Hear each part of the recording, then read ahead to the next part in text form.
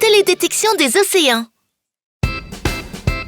Les océans sont à l'origine de la vie sur Terre. Les premiers humains les redoutaient et ont dû faire preuve d'innovation pour d'abord les naviguer, puis pour plonger dans leurs eaux. Aujourd'hui, les océans sont nos proches amis, car ils nous procurent une grande variété de nourriture et sont une source d'informations très utile, qui nous renseignent sur le climat et les catastrophes naturelles. Grâce aux observations sur les océans à l'échelle mondiale, les phénomènes météorologiques extrêmes tels que les cyclones tropicaux, les tempêtes explosives des latitudes moyennes et les dépressions polaires peuvent désormais être prédits et surveillés avec plus de précision. Les défis de la télédétection des océans sont aussi nombreux qu'il y a de variétés de conditions météorologiques et de variations de la surface de la mer.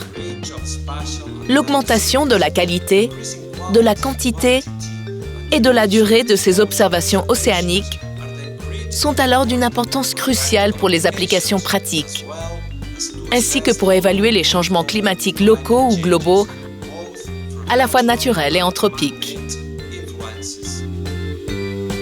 La surveillance des océans exige des compétences pour effectuer des observations continues et les interpréter en temps réel dans une vaste gamme d'échelles spatiales, allant de quelques mètres à des centaines de kilomètres.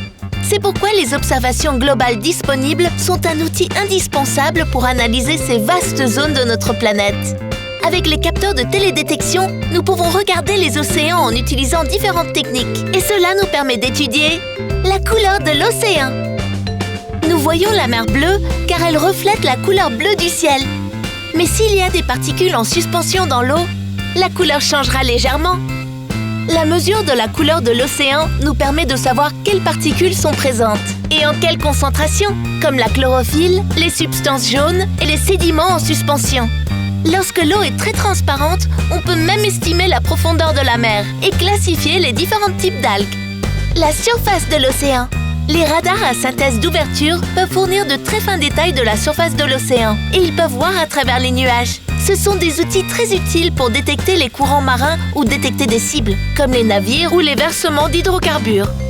Vitesse du vent. Les diffusiomètres radars mesurent la vitesse et la direction du vent à la surface de l'océan, ce qui nous permet d'améliorer nos études climatiques et de mieux comprendre l'interaction air-mer. Mais quand il est temps de surveiller les ouragans, nous utilisons des radiomètres à micro-ondes, un outil très précis. Topographie océanique. La surface de l'océan se gonfle vers l'extérieur et vers l'intérieur en imitant la topographie du fond marin. À l'échelle mondiale, ces bosses sont des indicateurs de courant et de changement de densité d'eau, associés à la température et la salinité, et peuvent être mesurés par des altimètres radars. Salinité et température de l'océan. La faible salinité de la surface océanique peut avoir des effets dramatiques sur le cycle hydrologique et la circulation océanique, car la salinité détermine la densité de l'eau de mer. Comme l'océan emmagasine le plus de chaleur dans les 3 mètres supérieurs, sa circulation est essentielle au maintien du climat.